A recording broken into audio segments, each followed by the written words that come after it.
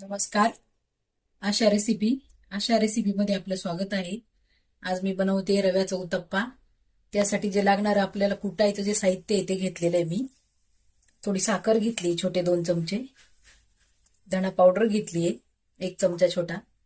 5 मिरच्या घेतल्या हिरव्या. आल्याचे 2 तुकडे घेतले.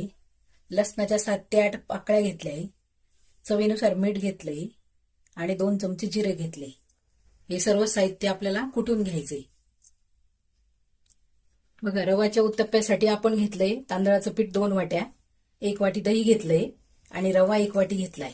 हे साहित्य घेतलंय आपण सर्व. बघा, हे सर्व साहित्य आपण कुटून घेणार आहोत.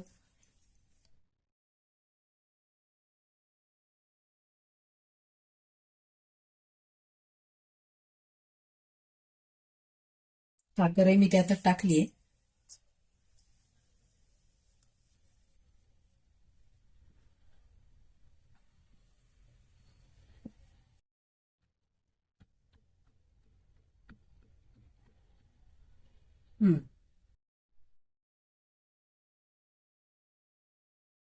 बघा, आता आपल्या रव्या डोसासोबत आपल्याला चटणी करायची आहे. त्या चटणीला घेतलेलं साहित्य आपण 1 छोटी वाटी शेंगदाणे भाजून घेतले मी, दही घेतलंय, खोबरं किसून घेतलंय, 5-6 लसूण पाकळ्या घेतलंय, 2 चमचे छोटी साखर घेतली जाडवाली आपली, ही आमचूर पावडर घेतली छोटा चमचा, जिरं घेतलंय 1 चमचा आणि 6 मिरच्या घेतल्याय. गरजेनुसार मीठ घेतलंय आपलं. आता हे सर्व साहित्य आपल्याला मिक्सरमध्ये बारीक करून घ्यायचंय.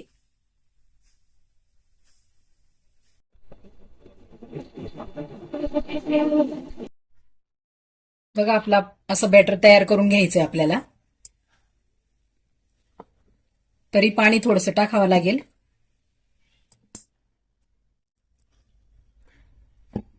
मी जवळजवळ 1 तांब्या पाणी टाकलंय पूर्ण. आता कपभर टाकलंय वरती.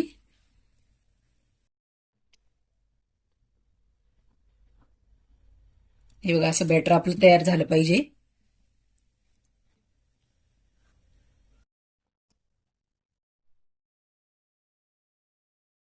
तवा छान तापला आहे. गॅस मी बारीक केलाय आता.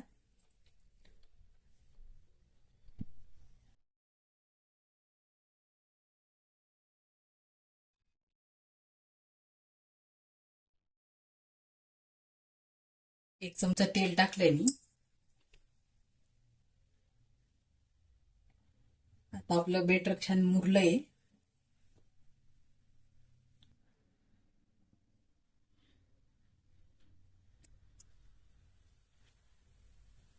चमचा बॅटर त्यात टाकलंय.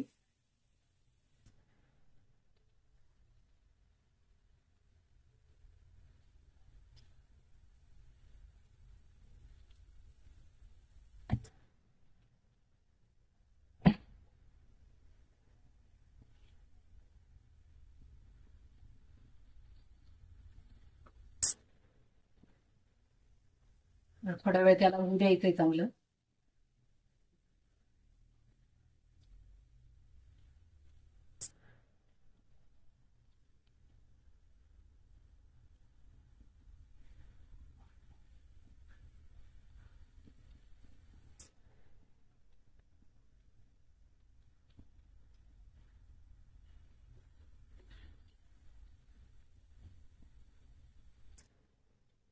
बघा, त्याच्या कडा छान अशा तपकिरी कलर झाले आहे.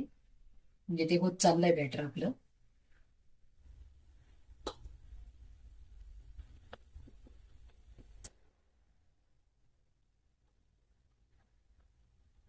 बघा, आपला रव्याचा उत्तप्पा छान तयार झालाय आता.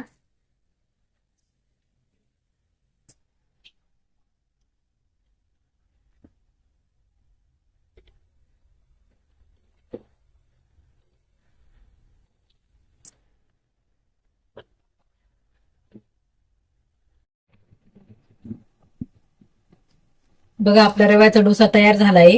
सोबत शेंगदाणा खोबऱ्याची चटणी आहे, गाजर आहे, काकडी आहे. खूप सुंदर लागतं. असं तुम्ही करून बघा एकदा.